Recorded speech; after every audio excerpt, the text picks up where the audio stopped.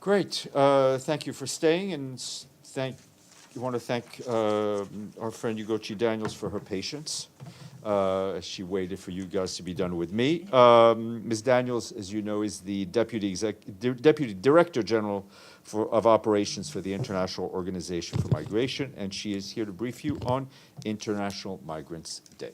Please. Thank you very much, Stefan. Good afternoon. It's a pleasure to be here with you today ahead of International Migrants Day on Monday, 18th December. Each year since 2000, we have taken this opportunity to speak about and honor the invaluable contributions migrants are making every day around the world. And it's also when we highlight some of the challenges migrants face and what solutions we can collectively find to make sure that we reach and support the most vulnerable. All of you being journalists are well aware that it's very hard to look at anything today, and not whether it's social media, whether it's print, and see a headline having to do with migrants and the very difficult journeys that they make. And one of the key challenges we're dealing with is the climate crisis. And to give you a sense of the scale, we could have up to 3 billion people exposed to extreme heat waves by 2090 under a high warming scenario. And we know that right now, half of the world lives in highly vulnerable locations. I just came back from UAE, where COP has just concluded. On the very first day, states parties to the Climate Convention agreed to a new fund to address climate loss and damage, and several countries pledged money to ensure that the work starts as soon as possible. And crucially, this fund includes human mobility in its scope of action. This means that we will have the opportunity to develop activities that help migrants, displaced people and their host communities on the front line of the climate crisis. Saving lives will always, always be our priority, but we need to think long-term and develop solutions that will ensure people have safe and dignified options decades from now. And to achieve this goal, we have to start working now. During my time at COP, and talking to my colleagues, talking to everyone who was at COP, I've heard firsthand what the solutions look like, and obviously in my position and the number of field visits I make to countries and see the operations, I also know what solutions look like on the ground. So we know what they are. The challenge is we need to be able to do this at scale to match the level of the crisis. And to do this, we need data, and not just data to respond to what's happening now. We need anticipatory data to determine where and how we can have maximum impact for the future. We need to act today to protect people tomorrow. Coming out of COP, I dare say I'm hopeful. I personally met with a diverse group of representatives, ministers, civil society, young people, people with disability, a whole range of climate actors, most especially the youth, and they want a different future for themselves. But of course, I still have concerns. World leaders reached a compromise that they could all agree on. And of course, when you have a compromise, not everybody gets everything that they want. But we can all do far more. We have to be stronger in connecting climate adaptation and human mobility, more climate action in areas affected by displacement, conflict, and climate change will mean fewer humanitarian emergencies in the future. Listening to Steph and responding to the global humanitarian crises that the UN is responding to, many of them are taking place in the context of the impact of climate. And more adaptation is key to offer people choice. The choice to remain in their communities of origin if they wish. So, talking about choices, we need to look at how to help people move through regular and safe migration pathways. And regional leaders are showing how this can be done. East African countries agreed to the Kampala Declaration, and Pacific countries have agreed to the Pacific Regional Framework on Climate Mobility. These agreements pave the way to facilitate migration for those most affected by the climate crisis. It's not all gloom and doom. We must remember that migration is also a story of hope. I sit here before you, Deputy Director General of Operations at the IOM, but I fled my country, or my parents took me out of my country in response to a brutal civil war. So I fully represent what can be a very positive outcome of a migration journey. And there's stories of great achievements by migrants, and we're here in a city and in a country built on the success and sacrifices of migrants throughout its history. In a world where we are witnessing unending crises, IOM firmly believes that well-managed migration is a foundation for sustainable development and prosperity for all, and we're here to help member states achieve this objective. And you, the media, play a very crucial role in shaping the narrative of migration at a time when migration can often be framed very negatively. You influence public perception, policy decisions, and society attitudes. So as part of our call to action, I call on all of you to always remember to humanize migrants by sharing personal stories, struggles, and successes. I call on you to avoid perpetuating stereotypes about migrants and to reinforce, I call on you to avoid perpetuating stereotypes about migrants and reinforcing negative biases or misconceptions. It's my hope that we can work together to achieve this common goal, and International Migrants Day is an opportunity for me here today to remind you of that and ask you to join this call to action. Thank you. Thank you. Edie?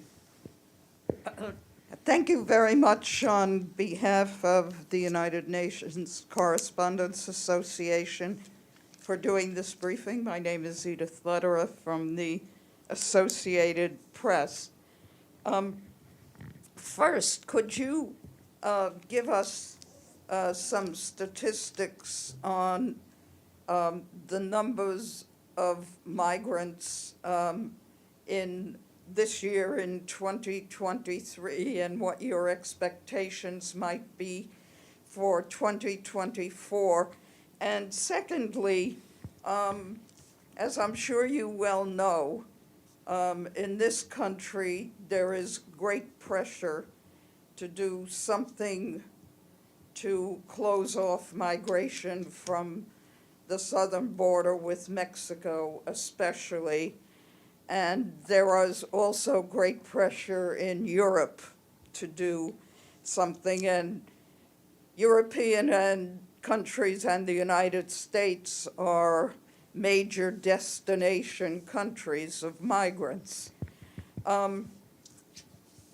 What can the IOM do to try and address this clashing issue? Thank you, Edith, for the question, which is like 4 questions in one. I'll give it my best shot. So we don't have the data for 2023 yet. We're still collating it. What we have seen this year in terms of irregular migration is record historic levels being superseded. For instance, in the Americas, 500,000 people have crossed through the Darien Gap in Colombia. We've seen highest number of deaths, for example, and missing migrants in the Mediterranean, as another example. At the same time, last year, highest number ever for OECD DAC countries on migrants, 6 million, to address the labor needs in these countries. So the trend we expect to see, because even this year, if we look at visas that are being issued historic number. So we expect to see a continued upward trend in regular migration because of labor shortages in the so-called global north and youthful populations in the global south, and also recognizing that last year, if you take the data on remittances through formal and informal channels and diaspora investments, it was $1 trillion. Far more than ODA and foreign direct investments combined. So remittances are the main financier of sustainable development at the household level in countries. The point I'm making here is that, and it's certainly the position of IOM and how we support member states, it's achieving what we call the triple win: countries of origin, countries of destination, and migrants themselves. So whether it's on migration management, border management, migration health, ethical recruitment, policy development, the whole ecosystem to support countries to ensure that migration is regular, safe, and orderly.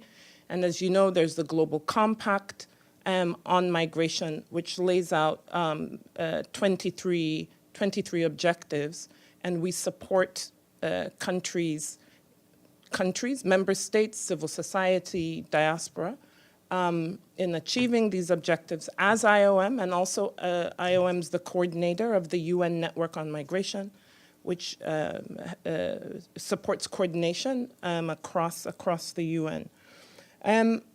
So in terms of, because you also asked about record numbers for the U.S., the southern border of the U.S., and I'm just coming from 2 regional conferences on migration, one for South America and one for Central and North America.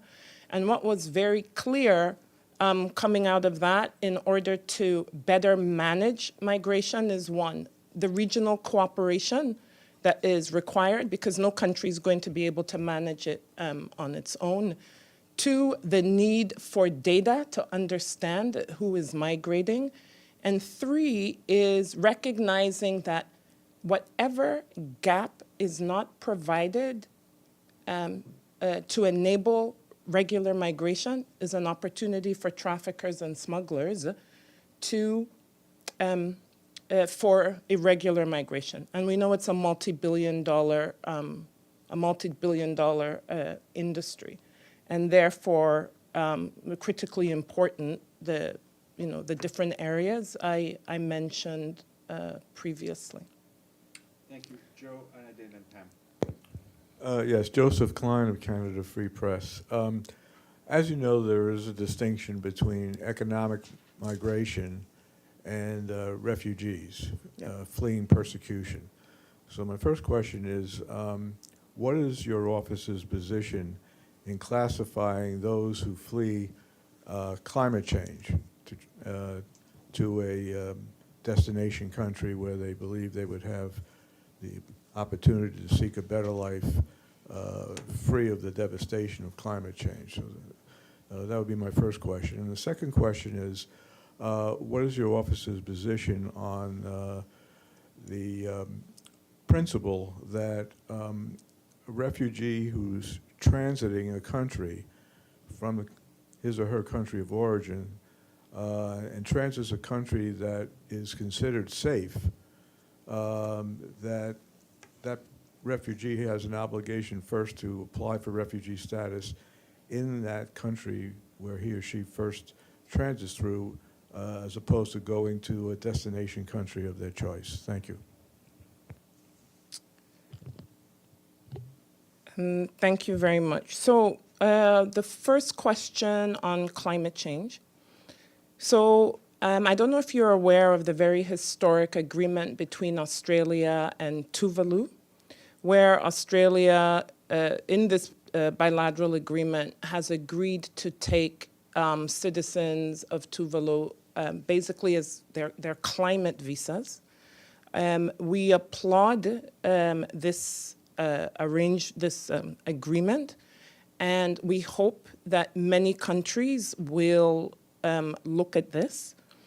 But it's important to recognize that what drives people to move is it's multidimensional, multifaceted. There's no one thing that there's no one thing that is the what would I say, the deciding factor.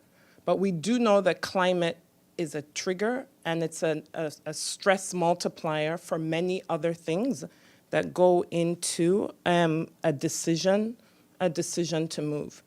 The position of IOM is that movement should always be regular, orderly, and dignified. So, and that's why we talk about pathways and the need to expand pathways. Labor mobility is one pathway.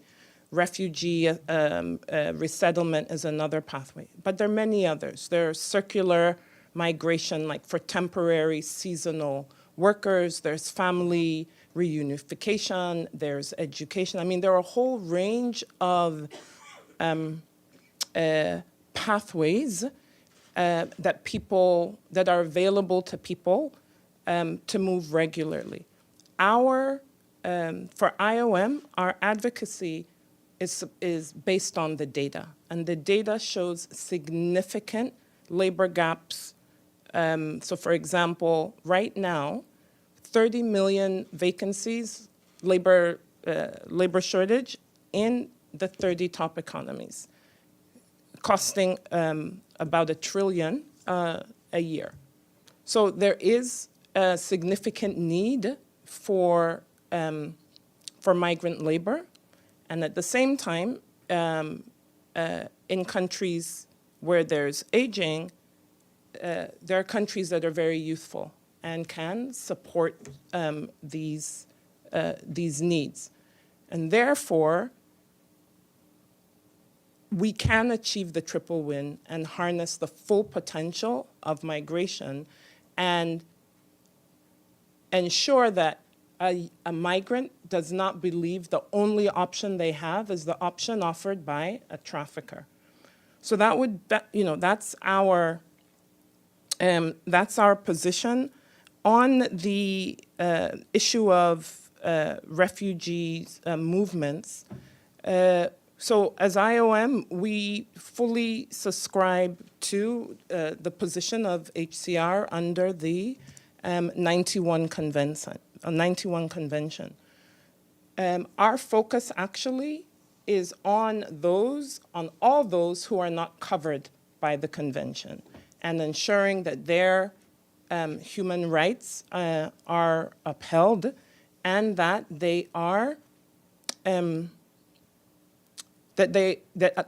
safe and dignified situations wherever they may be, and that there is the right to move to seek safety, even if you don't fall under the 1951 Refugee Convention. But just a quick follow-up. As you know, refugees seeking asylum have specific rights, additional rights under the convention that economic migrants don't. So that is why I'm just asking your office's position on whether those fleeing climate change should be deemed economic migrants who may have job opportunities, as you said, in their destination countries, versus being classified as refugees who have specific rights to claim asylum. That's the question. Mm-hmm. So I'm just going to put climate aside. So a person seeking international protection and claiming refugee status is fully covered under the convention. So that's number one. Number two is that if you look at, for example, now, the top 10 countries hosting internally displaced people, and many of that due to a climatic weather event, what's the word to use?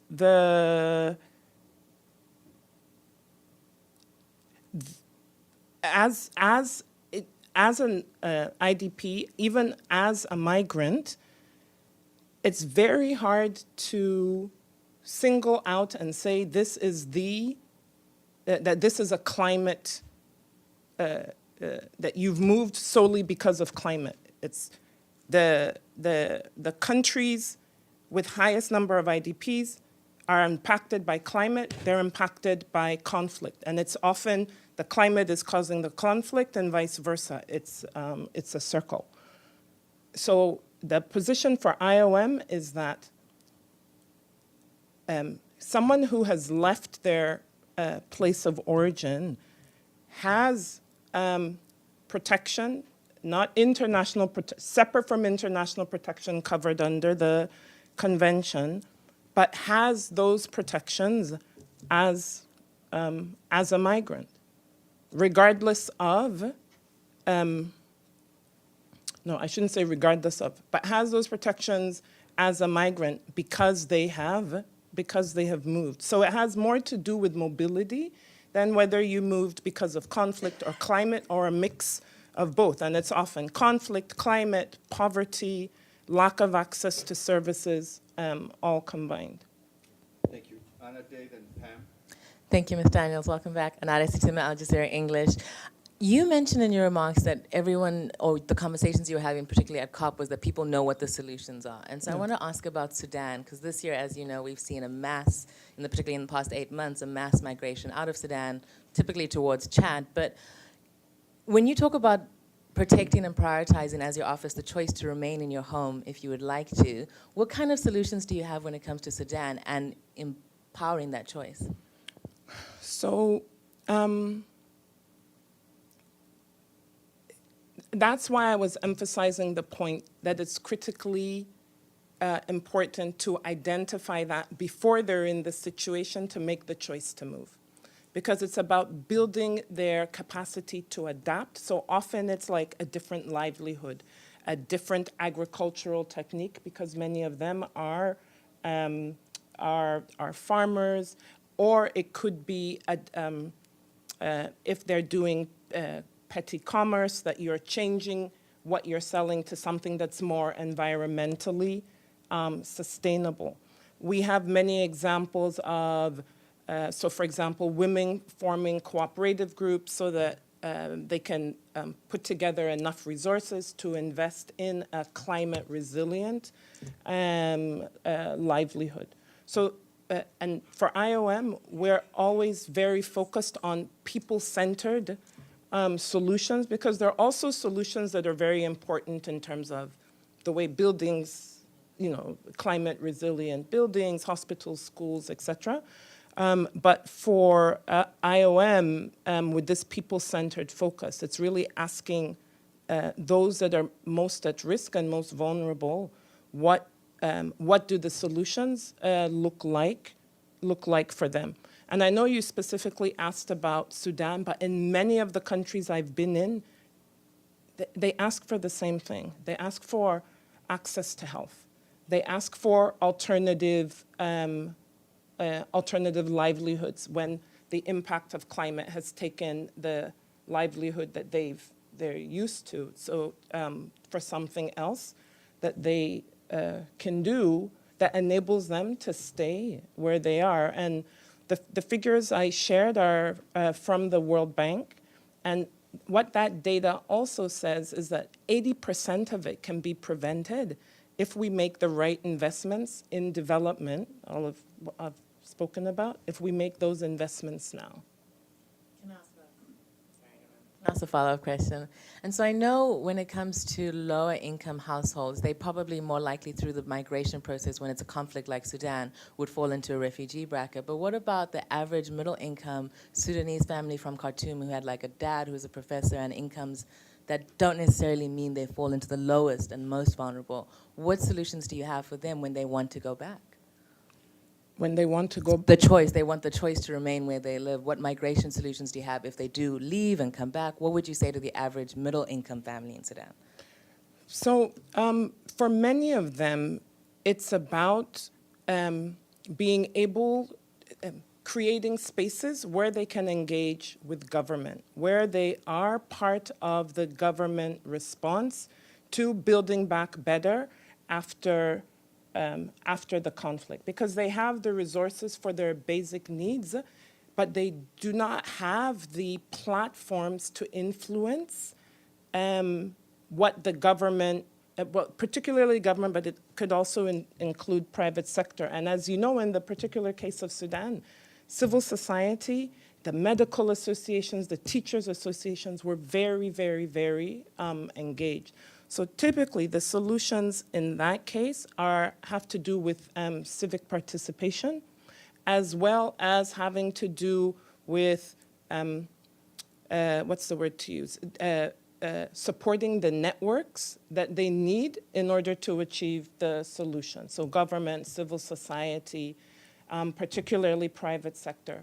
Big role for the diaspora, and Sudan has a very vibrant diaspora, and many times the diaspora come to us as IOM and ask us to create platforms where they can be part of the solutions that the government is designing, and that they also many times can contribute to the solutions based on their own experience. Pam?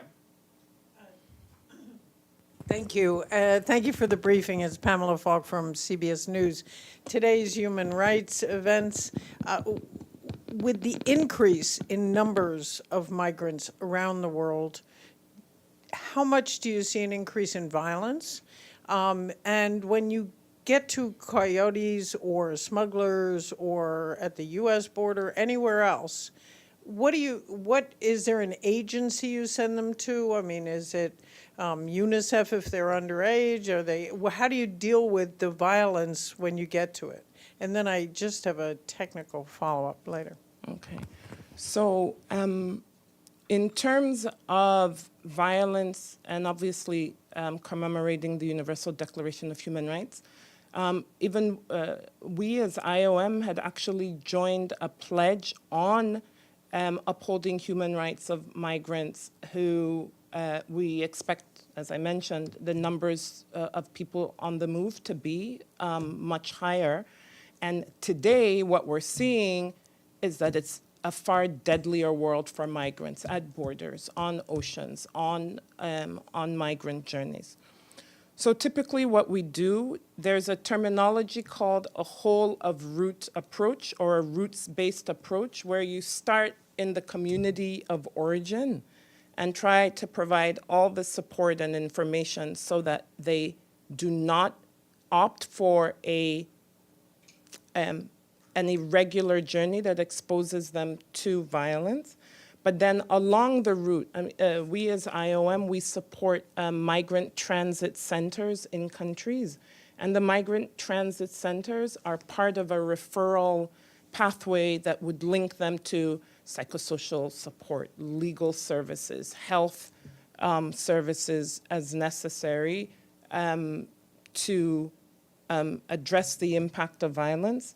But our preferred, or would I say our default option, is to prevent it as much as possible. So that goes back to the beginning of the journey and the decision on whether to migrate regularly or to migrate irregularly. Thank you. And then a very quick technical. I think it's sort of along the lines of what Joe was asking. At what point do you determine if they're migrants or refugees? I mean, in other words, do they have to formally apply for refugee status, or they can be considered by you to be refugees? Is it a questionnaire? Is it a formal procedure? And the numbers you're talking about today are migrants, not refugees, needless to say. Okay. Yeah. Okay, so thank you for this question, because we're often confused understanding our mandate and UNHCR's mandate.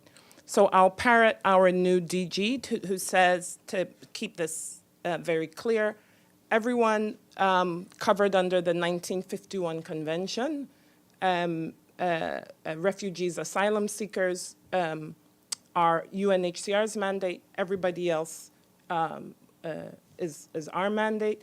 We don't do the determination The determination is done by HCR, well, UNHCR, along with the member state based on asylum claims, but you also have a situation like what happened with Ukraine, where Europe put in place a temporary protection directive, so they didn't necessarily have to apply for asylum to have the protected status.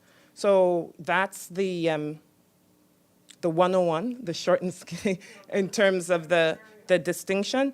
But what most people don't know, and what I personally, is probably one of the most emotional aspects of being in this role, is that we as IOM resettle all of the refugees. So we work super closely with, not super closely, we're connected at the hip. And many times in airports, you will see groups of maybe 20, 30 with the IOM bag, and those are refugees who are being resettled. So we do all the pre-departure preparation, cultural orientation, health assessments, and then we support them when they arrive on integration. But just the fact that we are helping them on their journeys, and I can't tell you how many times someone has come up to me and said, I still have the bag IOM used to resettle me 15 years ago, 18 years ago. I just need 1 minute to tell this story. I'm looking at Okay. I love that story. 'Cause Yeah. I've seen people. Yeah. You have all the time. So a really interesting story happened during World Cup. I happened to be going to the UK, and a taxi driver picks me up, and we start talking about the World Cup. And he says he is supporting Switzerland, and I live in Geneva, so we strike up a conversation. And then I'm like, why are you supporting Switzerland? Because he's from Kosovo, and the Swiss team had many Albanians. So Kosovo, and of course Kosovo wasn't in the World Cup, Kosovo and Albania very close. So the closest he could get to his national identity was the Swiss team. So then I now start talking, I'm IOM, right? So I start talking about migrants on the different World Cup teams. When I say I'm IOM, he stops the car. And I'm like, is he gonna throw me into the bushes? He said, what, you're IOM? I said, yes. He said, IOM resettled his family 18 years ago in the UK and in Canada. And he was in tears just talking about the role IOM played in his life and his whole family's life. Get to my hotel. He doesn't want to leave me. He's carrying my bags. He's like, do you need me to pick you up tomorrow? When are you going back? That is the impact of what we do as IOM in resettling refugees. Last year, we resettled a million refugees. So thank you for asking me the question. One, Stefano, you have your hand up. We have time for a short question from you. Thank you very much for this briefing. Is a kind of follow-up, because I had the same question that is always there hanging. I would say the elephant in the room, the real difference between the refugees and migrant, and then what your agency can do to help in this situation. So I'm gonna ask you, for example, the situation in Venezuela, where many people are considered that they left were considered refugees by the UNHCR, but other people, for example, in Africa, that left in similar circumstances, means they didn't have to leave, but they left to try to find a better life. They were considered migrants. And then another question is, what do you think about the policy, or what do your agency think about the policy of UK and now recently also Italy, that they made agreements with third country this case for UK, Rwanda, Italy, Albania, to basically where they can send migrants or refugees where the status is not yet clear, where that situation will be cleared in a third state. Somebody said that this is not right. It's Stefano, unconstitutional. Stefano, you know how much I love you, but please find the question mark. That's okay. No, I asked the question. Okay. Okay, so I'll start off with, you use the terminology of they were considered migrants. The determination of a refugee versus a migrant goes through a process, and I had talked about that before. So it's through the process of determination that it's possible to determine if an African migrant, let's say from Somalia or from any of the countries impacted by crisis, would be considered in need of international protection. But then speaking specifically on Italy, Albania, UK, and Rwanda, and we've issued statements on these. We weren't, in the case of Italy and Albania, we weren't involved in the agreement, we weren't informed or consulted, but we do take note of UNHCR's statement, and we continue to encourage states to uphold human rights and their obligations under international law and EU law. In general, as IOM, we do not support extraterritorial processing, which poses numerous legal, ethical, and operational challenges and can contravene international norms and standards.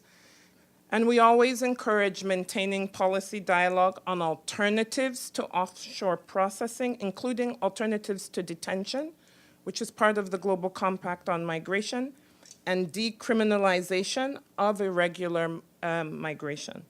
When it comes to Rwanda and the Refugee Convention, we also issued a statement. We support the ability for all people to have access to fair and efficient asylum systems.